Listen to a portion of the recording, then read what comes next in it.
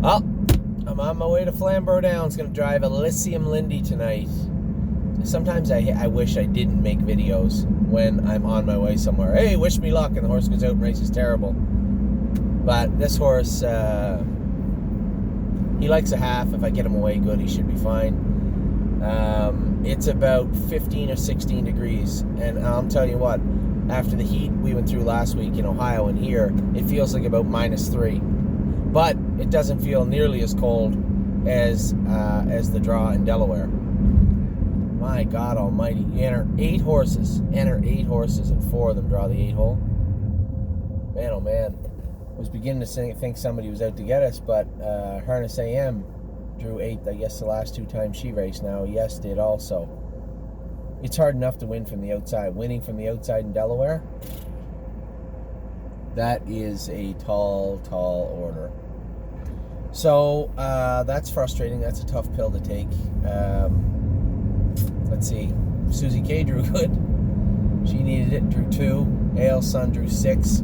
AL Sun gets out of the gate really good. 7-horse field. I don't think it matters. The way she's coming in, I'm not saying she's going to jog, but I think she's coming in full of confidence, and it's going to be tough to beat her. So is Yes.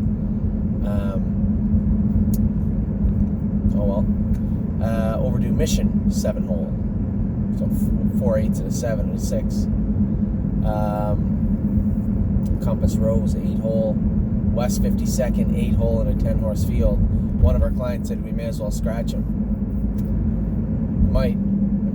18th race in Delaware, 8-hole in a 10-horse field. That's like first and goal on your 20-yard line with 20 seconds left. That is a tough place to win from, especially when, West 52nd raced terrible his last start. Now, Jason, we did some vet work on him. Jason trained him and said he trained great. Now, if we were scratching him out of an overnight to race in a stake race in 4 days after that, okay, I would have been all for that. We scratch him out of Delaware, we still got to pay the starting fee, and we can't race for 7 clear days. So that is, I guess we're just going to go to Delaware and see if we can get some money. Figure out how we can beat 5 horses on a half-mile track from the 8-hole just to get a check. Anyway, I guess, this is part of life. We're not going to complain, not going to cry. We drew 8? Yeah, we drew 8. We drew 8. What are you going to do? Compass Rose DC, same thing. Filly was extremely unfortunate. Ended up with a cyst on her ovaries. That's why she looked so bad on Super Final night. Looked terrible, run all over the track. Really broke the heart of her clients. And I'm a big owner of Compass Rose DC too. I don't know, maybe not a lot of people know this, but I own, well, I guess not a big owner. In our world, I am. I own 15% of her, and I was really upset too. And then to go out and qualify her so strong and so good in Northfield the other day was extremely uplifting.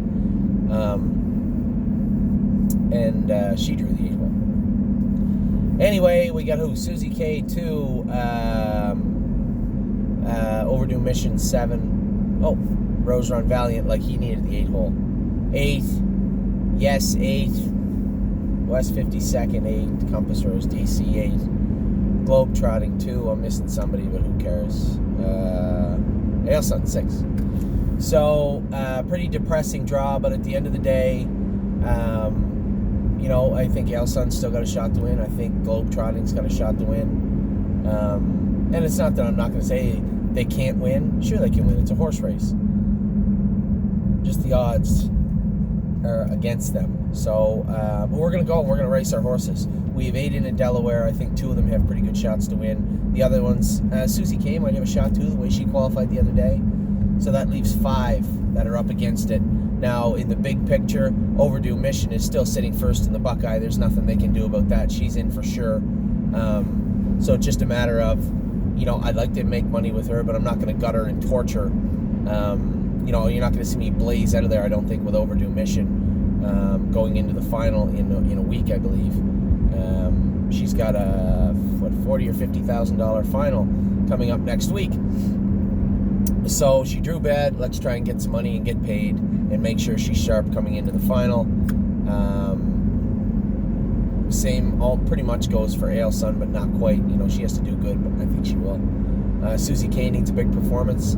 That's them. Roser and Valiant is in tough. I mean, I assume he probably has to win to make him even a mathematical challenge to make it in the final, which is really frustrating. But that's the way it is. And yes, I mean, yeah, okay, we draw the outside. We get the shit kicked out of us at the draw. Fine. He's still got racing in Philadelphia and Indiana. Don't kid yourself. This cold coming in brimming with confidence, rail riding out of the 8-hole in Northfield, obliterating them in a qualifier in Northfield, and we're going to have to rail ride again this week. But he's got lots in front of him, so let's not go shedding too many tears just yet. And West 52nd is eligible to that little non-winners series in Northfield that goes for 8,000 5 weeks in a row, and then a final for 20 added, probably 27, 28. Should be a good spot for him. So let's not cry too much just yet. It's racing. Everybody draws bad sometimes. I'm sure they don't draw bad 50% of the time, but that's the way it is.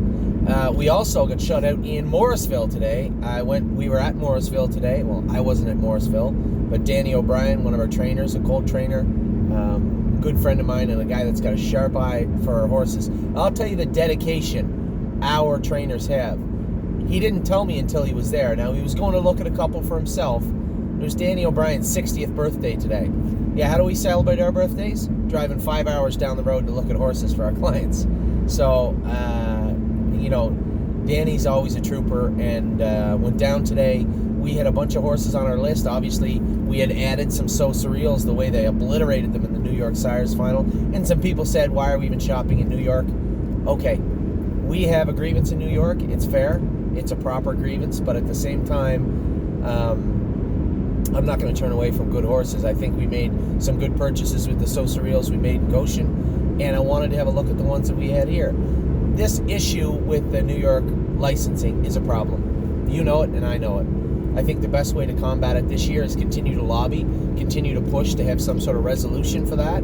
And also, I think we can start helping getting people licensed and signed up with National Racing Compact and make things a little easier for them, if not. We all know it's a little more pricey broke down to a percentage of ownership in New York, but it is in Ontario too. So we're trying to work with people across the board to get this licensing issue resolved. Now, we may get it resolved before next June. It's possible. I'm not making any promises, but it's possible. And until then, we're going to continue to look for good horses. Now, the people that run the Morrisville sale must have been on cloud 9, because I've watched the Morrisville sale for quite a while, and it's annually a bit of a cheaper sale. It's 55 horses selling in a small regional ring, and a lot of the proceeds go to that college, so good for them. They had a huge day. I saw a horse sell for $75,000. Don't remember one ever selling there for $75,000. I saw 40, 30. I had told Danny to look at one filly I thought was probably worth 28 or 30, and one colt that I thought was worth 28 or 30, and we would have went pretty much there. One pushed right to the limit at 30, and just before he went in the ring, I said to Danny, if he's worth 30, why am I giving them a seller's price at Morrisville? No disrespect to Morrisville or the breeders that are there, but this isn't Lexington or Harrisburg. I'm judging these horses on what I believe they would bring at public auction, not necessarily what I think I would pay at Morrisville today. If I think he's worth 30, we should be able to get him, hopefully, for 21 or 20. He went for 30. I didn't buy him. We could have pulled the trigger and went 31 or 32, and the person who purchased him might have went much higher. He was a good-looking colt. He was an art major. But at the end of the day, we let him go for 30, and then there was an absolute, Danny said, just a knockout of a filly, a So Surreal. Bad day to buy a So Surreal. They won everything the night before in the New York Sires final, 2 hours down the road from the Morrisville sale, or 3 hours, whatever it is. I think Danny, he may not even got a bid in, but he was going to 28. That's great. She went for 75. So, people were bidding in Morrisville today. So, bad for us, value shoppers. Great for the Morrisville College and the state. So, we waved the white flag. We bid on maybe 6 or 7 horses and got 0. But as I say over and over and over again, you have to put values on these horses, and there has to be some sort of hard lines. You guys saw it in Ohio. I didn't buy Lawmaker's Brother. I did not buy Globetrotting Sister. I don't care that the sale, the gross sale topper, sire-wise was full count. That's great. Full count's still got a lot to prove. I know he's been breeding for a long time, but it's not like he's demanding dominant sire prices when he simply isn't a dominant sire. So we're going to we passed, and we're going to head to I guess the Buckeyes, the next one, and then Lexington. So it should, and I said this before, not that it matters. Don't read anything more into it, because I own no shares in her, and she's all sold out. That Miss Meringue, for me to pay $60, you have to understand how much I actually thought she was worth. I thought she was a good purchase, and very excited about how she's going to look. And the other horses we bought in Ohio also, the pacing side, Momo and Momo, I love that name. Momo and Roy Hill, I thought were very good purchases. Roy Hill particularly, I think, was well beneath what he should have went for. And then a couple of Flyers and a bunch of other horses we liked. So, in respect to Morrisville, that's why we didn't buy any horses today. It's because I thought they simply just went too high. So we're going to carry that mentality forward. We're going to maybe have a look at a couple of horses in the Buckeye sale, another regional sale, and then it is, we're going to try and load up our wagons and head to Lexington for a week of fun in Lexington. And again, for those of you out there, we had a lot of clients show up in Ohio and hang out with us. I love that. A lot of people are saying, you don't want people out there bugging you. You guys don't bug me. I'm going to go look at the horses regardless, and I have absolutely no problem. We make videos about them, so I certainly have no problem showing you what I like about a horse, what I don't like about a horse, and then in turn, as a smaller group, our stable clients talking about what I believe the horses are worth. So if you guys want to come to Harrisburg or Lexington, especially before then, or even Indiana if we headed there, if you want to go to Lexington with us, get in touch with Kelly. She's a list there of when we'll be at the sale and what we're doing. We're going to put on a big production for Lexington, and we want to make sure you're a part of it. So today I'm going to need some luck here with Elysium Lindy. We get shut out at the sale at Morrisville. We got Spirit of Dio. Peanut is in tomorrow. Don't believe me, just watch. And Beach Boutique. Tuesday I'm off to Delaware. Got a bad post position draw overall for Delaware, but we're going to go there and we're going to race. We're going to see what happens, and we'll be back here. Then on Saturday we have White Tiger and Stonebridge Simba at the Meadows, and shortly after that on Tuesday will be the fillies.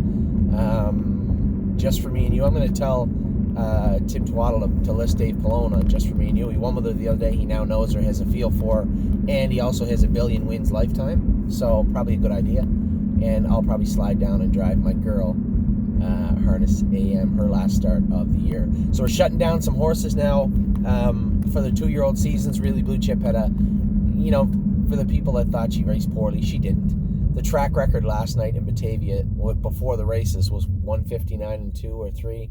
They went 57-1. They shattered. That is shattering a track record. And I got away in behind a speedball, and she sucked the life out of me. Had Aki Svanstedt made front, he always hits the brakes pretty hard, I would have been happy, and we would have been in good shape. Really, Blue Chip warmed up good last night, and she tries, but when you really stretch her in that third quarter, she calls it a day. She's a good filly that was in with an extremely good bunch of horses. No disrespect there. She's got a lot of growing to do. But most importantly for me, I was very concerned that she was simply too tired last night.